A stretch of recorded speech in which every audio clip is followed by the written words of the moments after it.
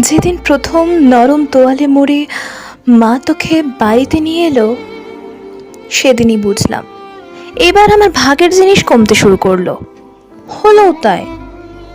মাছের পেটিটা মা সবসময় তোর পাতে তুলে দিত। আমি অভিমান করলে বলতো, ভাই অনেক ছোট তোর থেকে, তাই কাটা ছাড়া মাছটা ও খাক। খুব রাগ হতো জানিস তখন।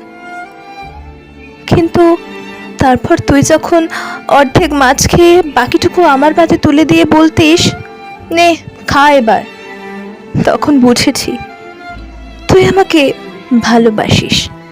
ভালোবেসে আমার পছন্দের মাছটুকু আমাকে তুলে দিয়েছিস। মা, বাবা সবাই যখন তোকে বেস্ট জিনিসটাই দিত, তখন খুব রাগ হতো তোর ওপর জানিস। কিন্তু সেই তুই যখন আমি এক দুদিন বাড়িতে না থাকলে পরদিন ফিরে আসলে আমায় জড়িয়ে ধরতিস, তখন আমার রাগটা যেন অটোমেটিক ভ্যানিশ হয়ে যেত। আমার থেকে অনেক ছোট হয়েও যখন তুই ভাইফোঁটাতে, রাখিতে আমাকে গিফট দেওয়ার বায়না করতিস, তখন আমার চোখটা জলে ভরে যেত আনন্দে। তারপর তুই যখন আমাকে মারতিস আর আমি তোকে পাল্টা মারতাম, তখন জানিস নিজেকে খুব খারাপ লাগতো, খুব কষ্ট হতো।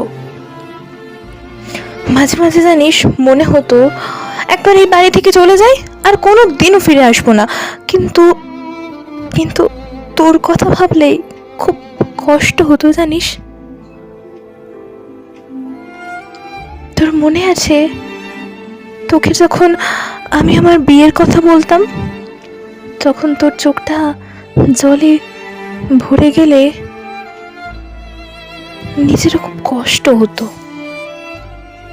কিন্তু কিন্তু তুই তখন এত কিছু বুঝতে শিখিসনি, তাও যে তুই কেন কাঁদতিস জানি না। তবে তোর তো চোখে যখনই আমি জল দেখতাম, বুঝতে পারতাম তুই আমায় ঠিক কতটা ভালোবাসিস। তোর সাথে হাজার মারামারি, ঝগড়া, খুনসুটি অনেক অনেক ভালো তোর থেকে দূরে চলে যাওয়ার চেয়ে।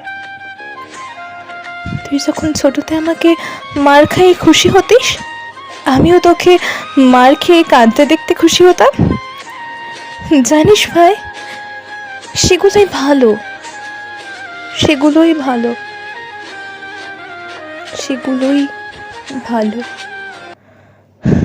তুই ভালো থাক, আনন্দে থাক, খুশিতে থাক। ভালো থাকুক পৃথিবীর সব ভাইরা। নমস্কার।